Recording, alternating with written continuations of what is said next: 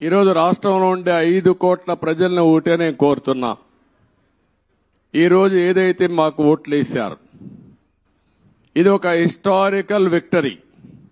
చరిత్రలో నేను 45 సంవత్సరాలుగా చూశాను కానీ ఆంధ్రప్రదేశ్ రాష్ట్రం ఏర్పడిన తర్వాత భారతదేశ చరిత్రలో కూడా ఇంత పెద్ద విక్టరీ ఎప్పుడూ రాలేదు. ఒక్క మాటలో చెప్పాలంటే వన్ సైడెడ్ గా ఇలాంటి ముఖ్యమంత్రి పనికి రాడు, ఇతను అవసరం లేదని తీర్పిచ్చి బ్రహ్మాండంగా ప్రజలు ముందుకు వచ్చారు. 95,000 మెజారిటీ ఒక నియోజకవర్గంలో 11 సీట్లు కూడా రాలా వీళ్లకు. అంటే దీన్ని బట్టి అర్థమవుతుంది ప్రజలు ఎంత వ్యతిరేకంగా ఉన్నారో. దుష్ట పరిపాలన అనడానికి దీనికంటే వేరే తార్కాణం అవసరం లేదు. కానీ మమ్మల్ని గెలిపించారు. అంతటితోనే రాష్ట్రంలో ఉండే ప్రజల యొక్క బాధ్యత అయిపోలేదు. ఆ విషయం నేను గుర్తు చేయదలుచుకున్నాను. అనునిత్యం మీరు ఆలోచించాల్సిన అవసరం ఉంది.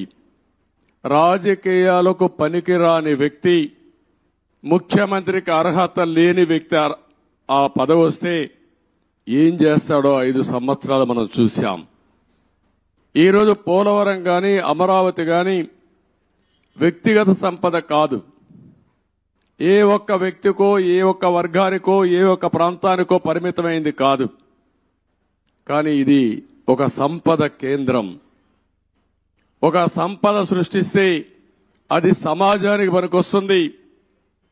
అదే సమయంలో వ్యక్తులు బాగుపడతారు, ప్రభుత్వానికి ఆదాయం పెరుగుతుంది. ప్రభుత్వ ఆదాయం పెరిగితే సంక్షేమ కార్యక్రమాలు చేసేందుకు అవకాశం ఉంటుంది. అదే మరి ప్రజలందరినీ సాధికార వైపు ముందుకు తీసుకుపోయే అవకాశం ఉంటుంది. రెండోది పోలవరం గాని పూర్తి చేసుంటే అది కూడా గవర్నమెంట్ డబ్బులు, అవి సెంట్రల్ గవర్నమెంట్ డబ్బులు.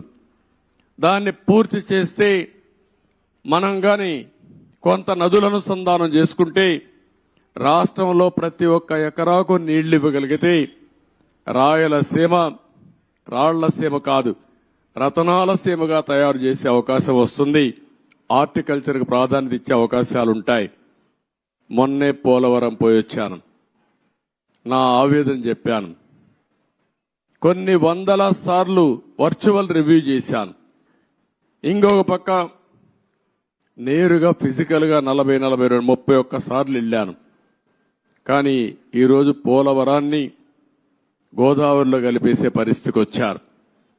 ఈరోజు ఏం చేయాలని అర్థం కాని పరిస్థితి. ఏం చేయాలన్న 4-5 సంవత్సరాలు ఖర్చులు కూడా డబుల్ అయిపోయే పరిస్థితికి వచ్చింది. ఒక వ్యక్తి యొక్క మూర్ఖత్వం వల్ల, ఒక పోలవరం వల్ల రాష్ట్రానికి ఒక వరంగా ఉండవలసిన పోలవరం ఈరోజు ఒక శాపంగా మారిపోయే పరిస్థితి వచ్చింది.